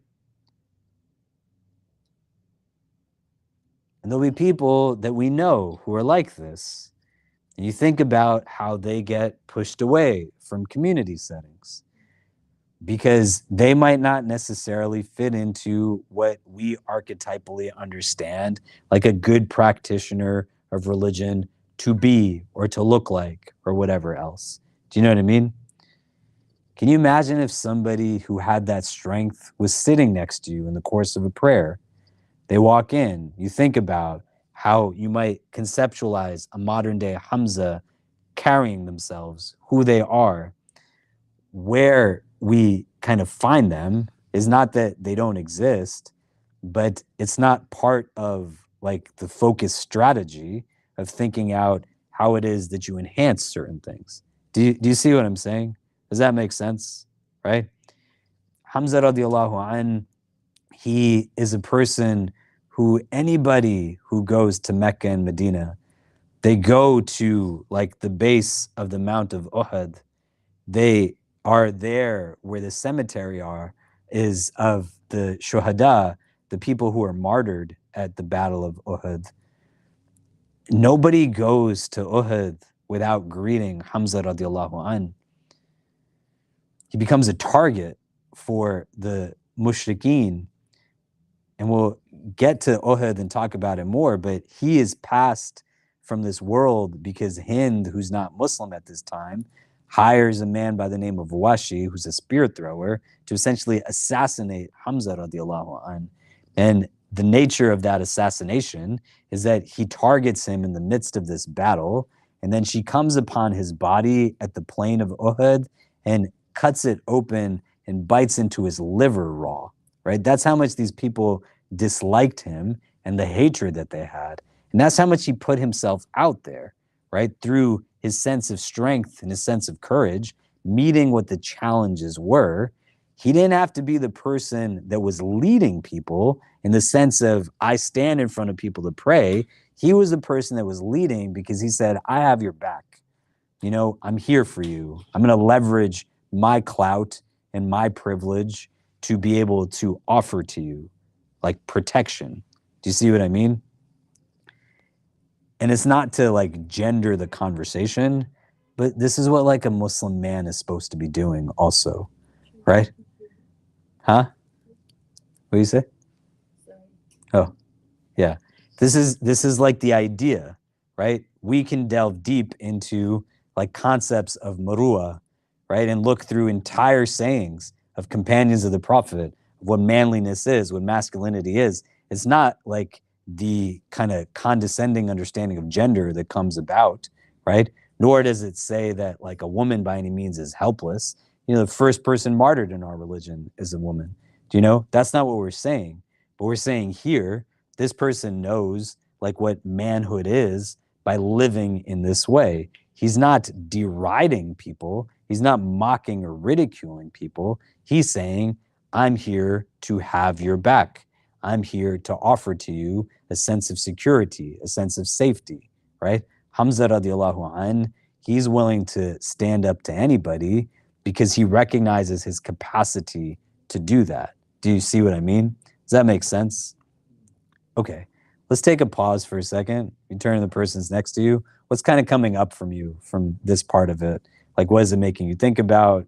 How do we kind of draw some meaning from it in terms of where we are, like here today? We'll come back and discuss, but go ahead and kind of talk it out for a little bit, inshallah.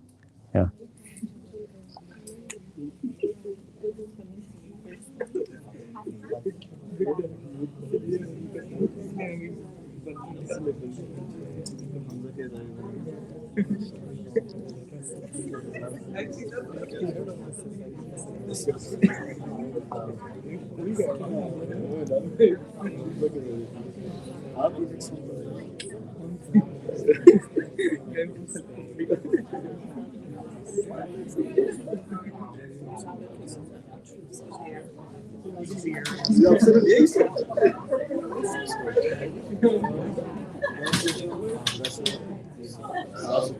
Who's this?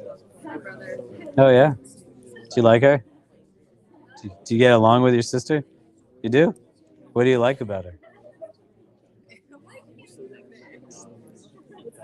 Amazing, great. Well done.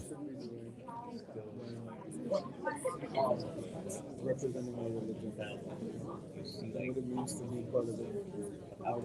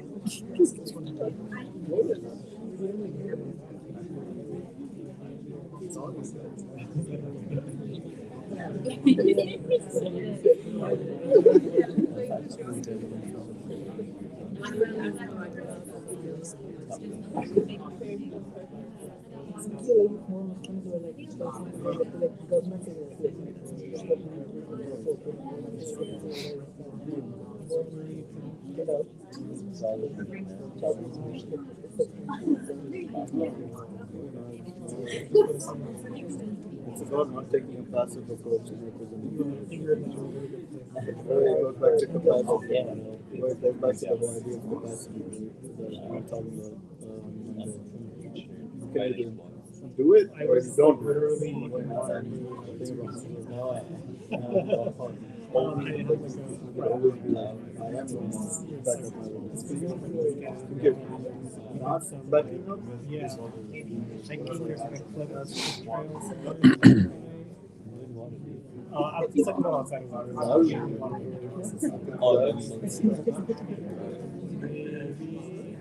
forgot the name.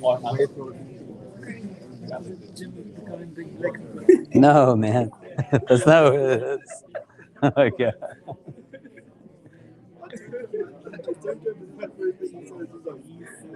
We were supposed to go to the gym last semester. We didn't go. Are you living in Gramercy? Do you live in Graham? Where do you live? Oh, it's not going to happen. But you said you were going to get the full membership. No, I didn't get it. No. Because when the first semester starts, I'll be nearby. Oh, yeah? It's not going to happen. I opened our cupboard like 5 times. Where's Kareem? Kareem went to Virginia. I just texted my wife. I said they're at a place called House of Biryani and Kebabs right now. Yeah. You do? Oh, man. You should stay there. They could have hung out with you. I have a lot of things to do over the next few days, so I told them they should make a plan. So my wife has a really good friend that lives in Virginia, and they have kids. So they're going to stay with them for the weekend. Yeah. Be good to know. Okay. So what are some of the things that we're taking away? What's coming up for people?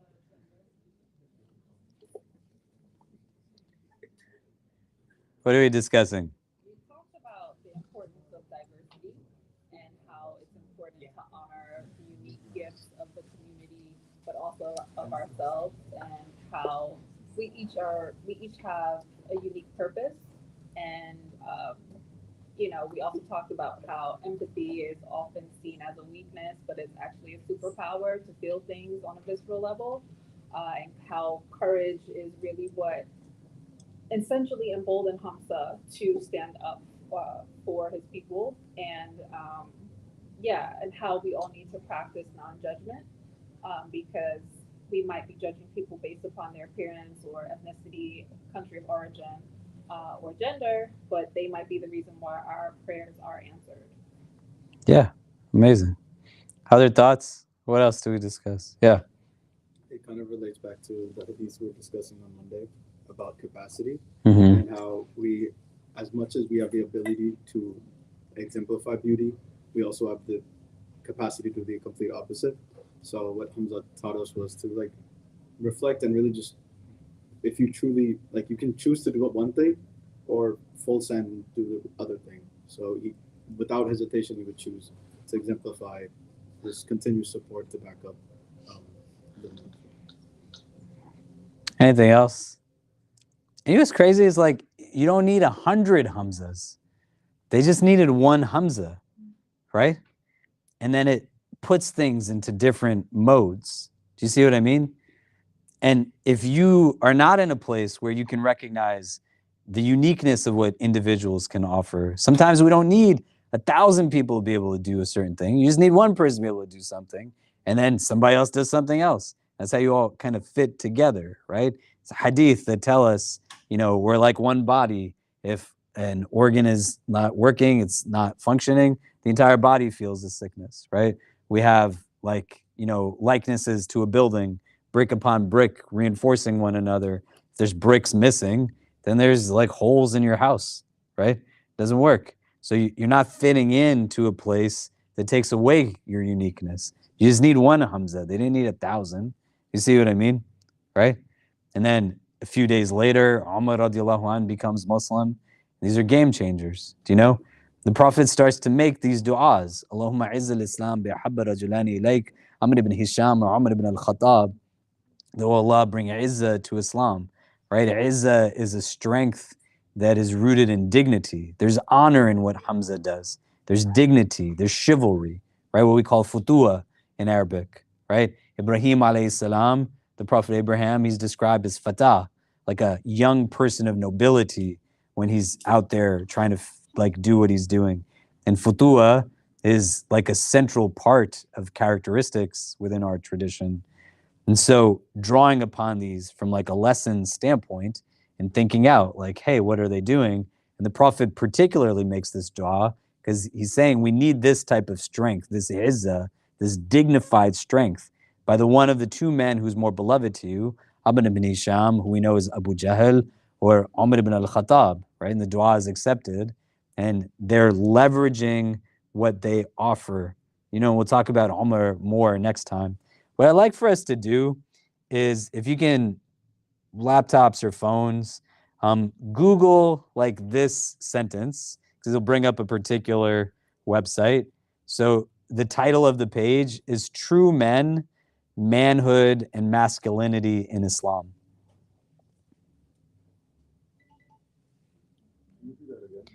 True Men, Manhood, and Masculinity in Islam.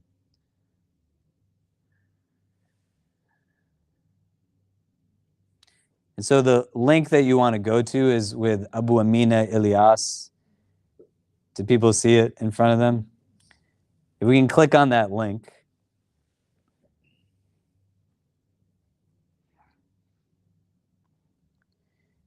It talks about like positive masculinity rooted just in hadith and sayings of the companions and the people who come after the companions. And if we scroll down, they would discuss these things. So if you go like a few paragraphs down, there's a sentence that says, the Islamic concept of masculinity, manhood, or manliness, al-muru'ah, can be summarized by the broad ethical injunctions of the Quran and Sunnah. And so here there's a saying, Ali radiallahu an passed by some people who were talking. Ali said, what are you doing? They said, we are discussing manhood. And Ali said, has not Allah Almighty sufficed you in his book wherein he said, indeed Allah commands justice and excellence. Justice is to have a sense of fairness, and excellence is to prefer others to yourself. What remains of manhood after this? They have definitions of manhood. Do you see? And you scroll down. In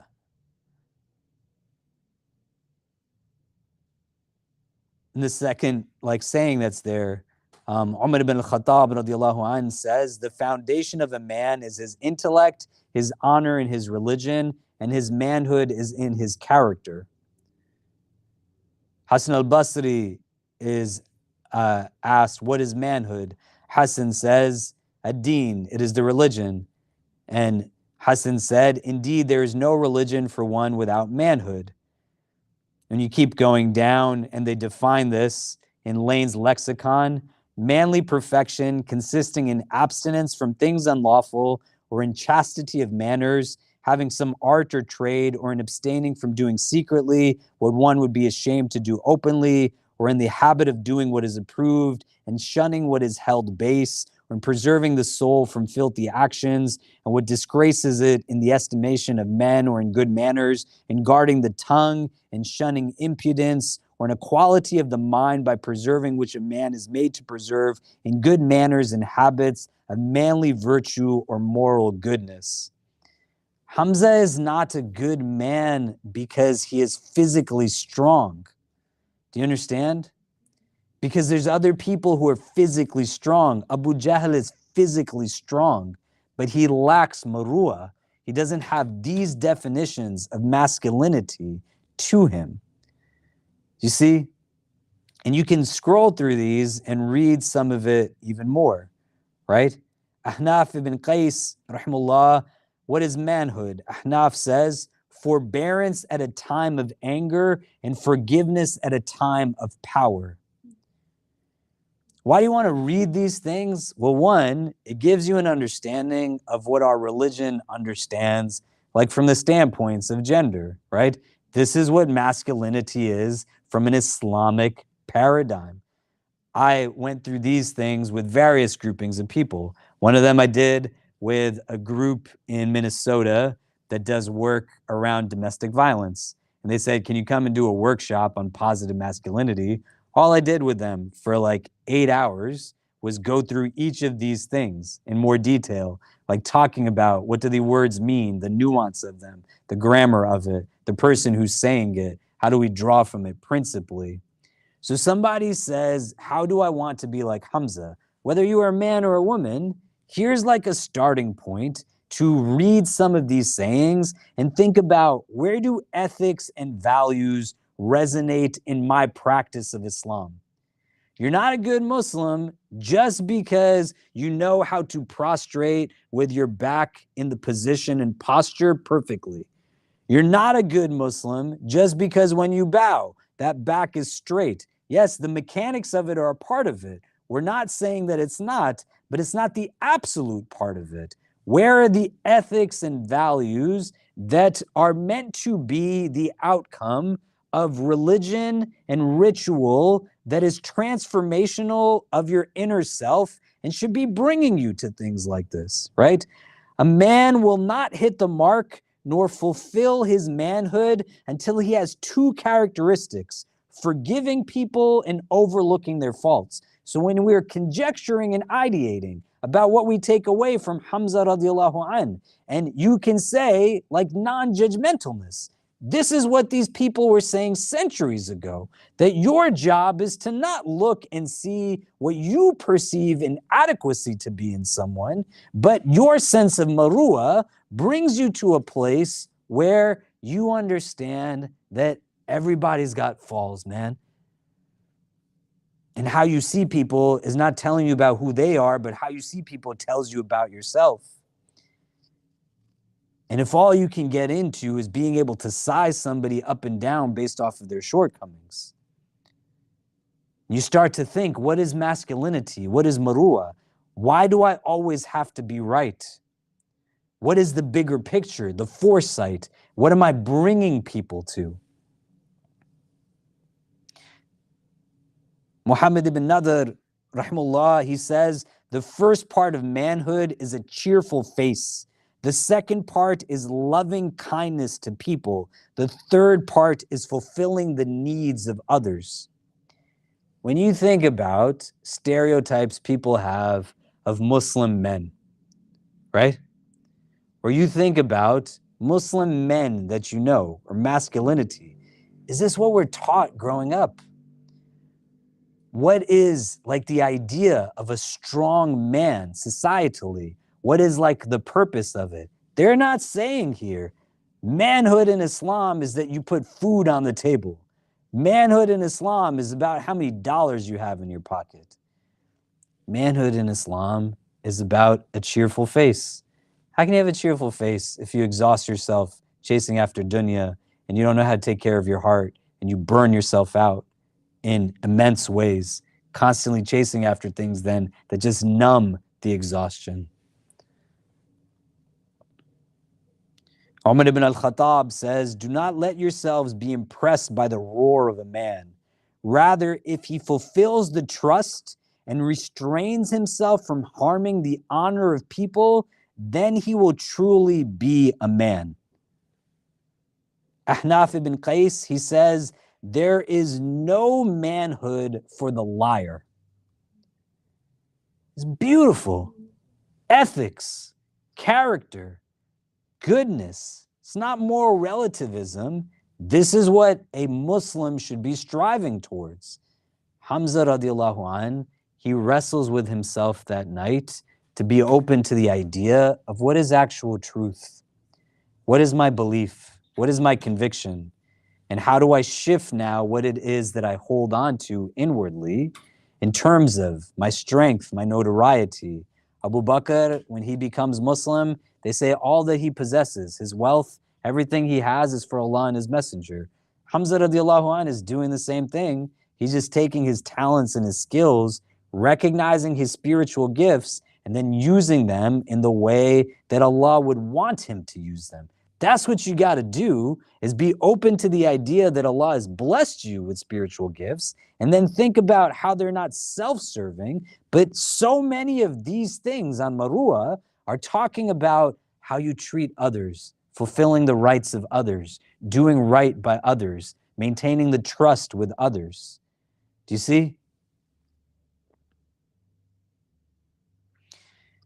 Abdullah ibn Mas'ud radiallahu anh narrates that the Messenger sallallahu alaihi wasallam says, the believer does not taunt others, he does not curse others, he does not use profanity, and he does not abuse others. Sa'id ibn al-As, rahimahullah, he says, I have not insulted a man ever since I became a man. Ibn al-Mubarak, rahimahullah, says, whoever belittles his brothers will lose his manhood. Do you get the idea? And so what brings Hamza to a place is not his ego.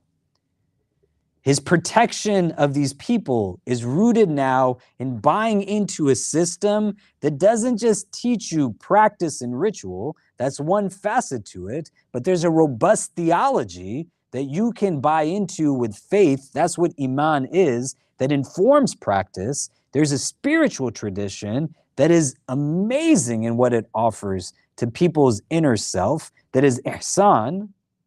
There's sets of ethics and values that tie it all together, that is not egocentric.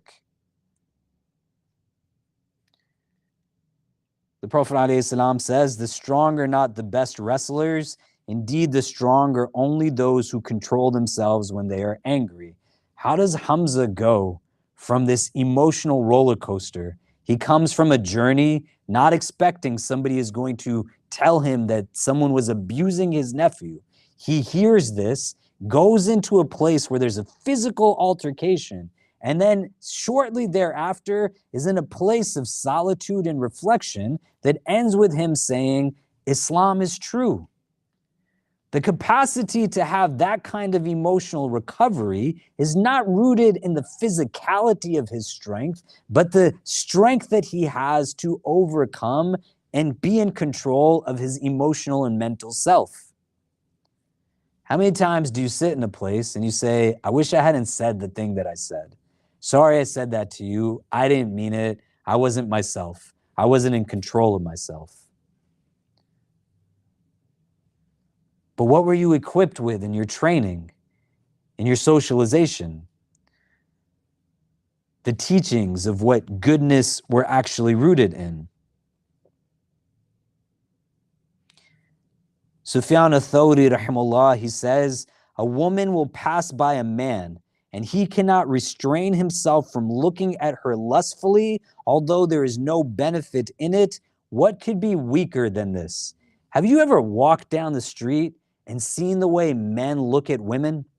Like, have you ever seen it? If you're a woman and you've been looked at in this way, there's literally people. I walk with the street down with my daughter, my son, my wife, by myself, no hesitation in the ways like literally grown adult men are looking at women who are half of their age, let alone anybody that has no permission to look at them like that. Our deen teaches us that this is wrong.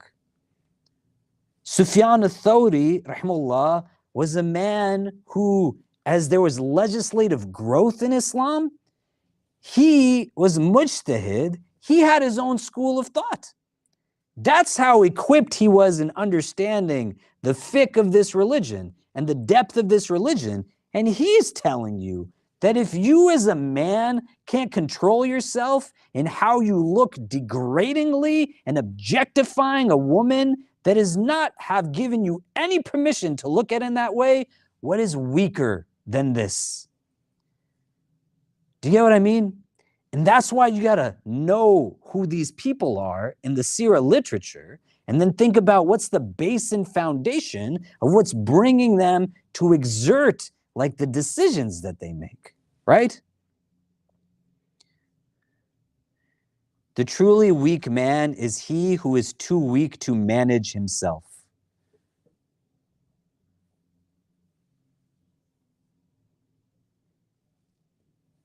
There's a lot more that you can kind of look through here. I want to share this with you. So like you spend some time with it, right? Our tradition teaches us what positive masculinity is.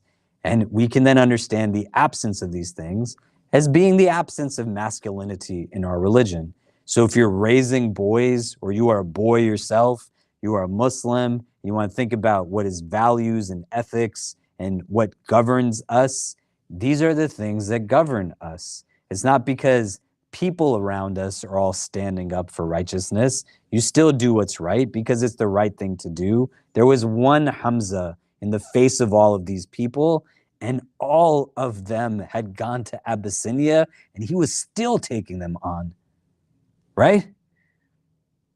But he's doing it because there's a base to his decisions. Do you get what I mean? Okay. Maghrib's going to come in 2 minutes. It's really quick, so you're not ending hearing me talk.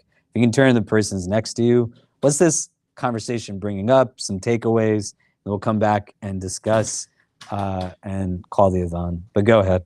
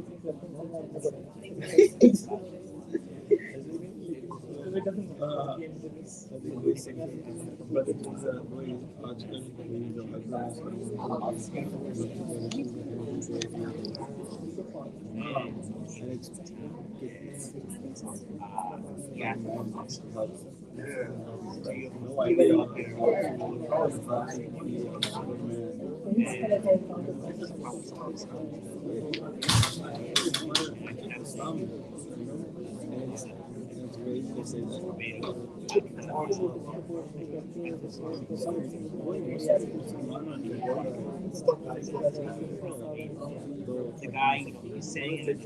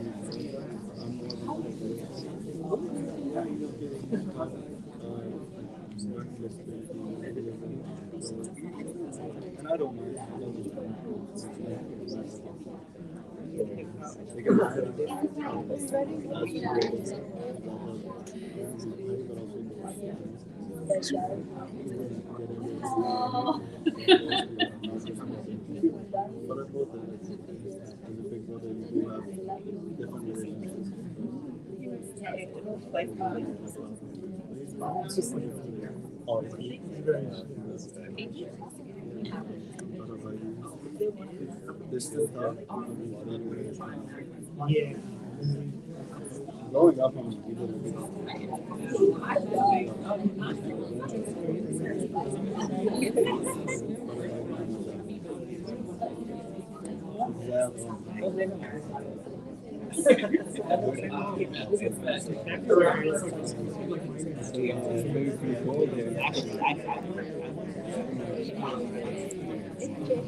then the day I left, the day after, that's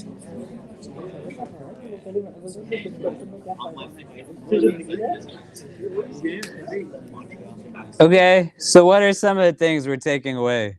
Things coming up for people?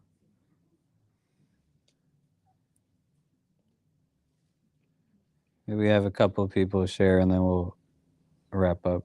Yeah. So I was reading a bit more on the website, and I feel like in this day and age there is a sense of masculinity where aren't really, I guess, like society says they can't show emotions, but one of the things I recommend is that masculinism and would openly cry like in public if something was like being like emotional or whatever. They wouldn't be afraid to show them. There isn't as much of the hearts were soft. So I thought that was really good to take away. Yeah, but it's okay for them to show emotions. That doesn't mean that they're weak. It actually says it shows strength.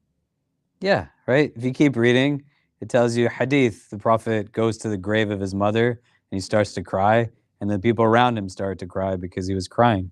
Do you know? That's masculinity. Like, that's a part of it. Who teaches us that, right? What else? What else is coming up for people? Yeah. like the idea of, I mean, it goes along with the whole idea of hyper-masculinity, but the asserting dominance kind of thing, putting other men down to assert dominance, to show your masculinity, where we've read now multiple instances where it's now, do not speak bad about your brothers, do not put like other people down. So yeah, it's just like the complete opposite of what's being perpetuated and what is quote-unquote masculine in a lot of society. Yeah, right. And we talk about these people in the prophetic biography. We talk about these companions, Umar radiallahu an, Hamza radiallahu an. We talk about like these stories. He literally tells people, he's going to Medina. I'm going to Medina. Anybody want to do anything about it? Anybody want to fight with me? And then the end result is thinking about that from the standpoint of very reductive and simplistic understandings of what masculinity is. Do you know? But what's bringing him to that point is not machismo. What's bringing him to that point is what we're reading here. What it is that is rooted in this understanding of what it means to be like an ethical, value-driven, practicing Muslim. Tawheed brings you to these types of characteristics. Do you see? Does that make sense? You want to spend some time with it, reflect on it, read it, because it also make more expansive of an understanding of like what this religion really offers to us, right? It's not just telling us to get a headache trying to figure out how to make wudu and pray your prayers in a society that isn't built around this. But once you can tap into this as a frame to understand why those exercises are important, because they're a conduit to get your heart soft enough to be able to then actually hold virtues and values like this. Do you know? They all go hand in hand. Do you see what I mean? And then you start to think about like what these people were really built of and what they were made of and what is a Muslim supposed to be.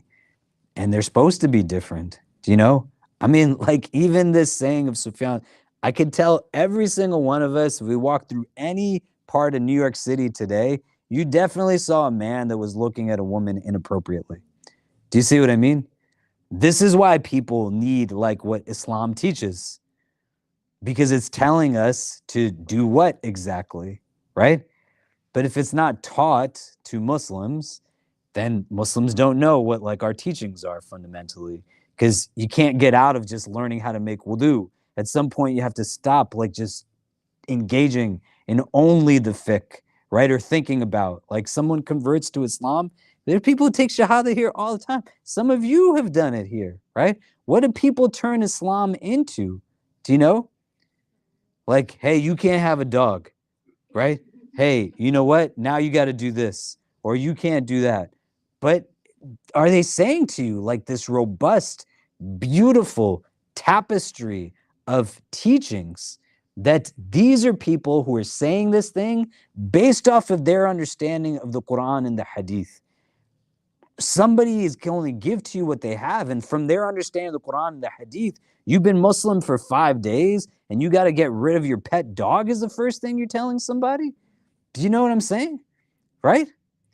So who does it differently? We do it differently, because now you know these things exist.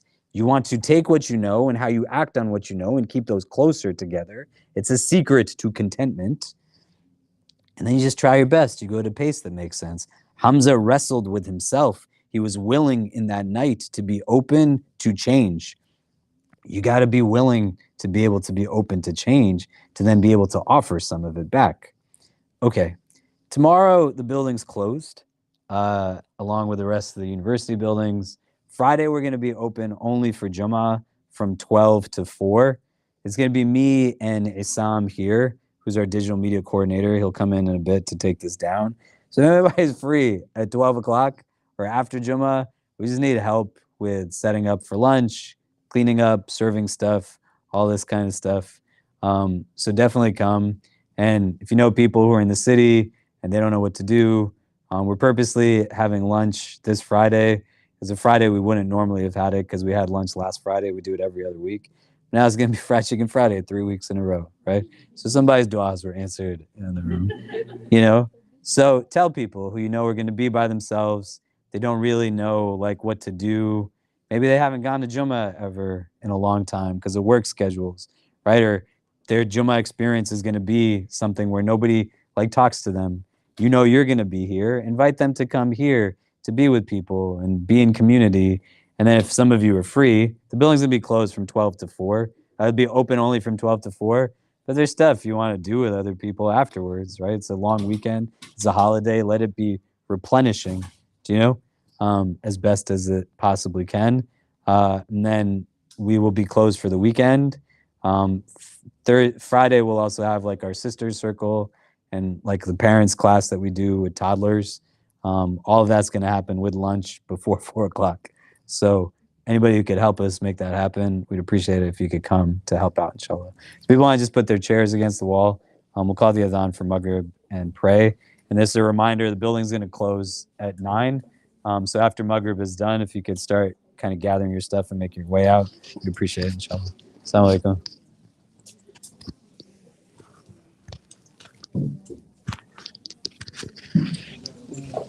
Thanks, man. You're the only one. Hannah still here. But we'll be heading out soon.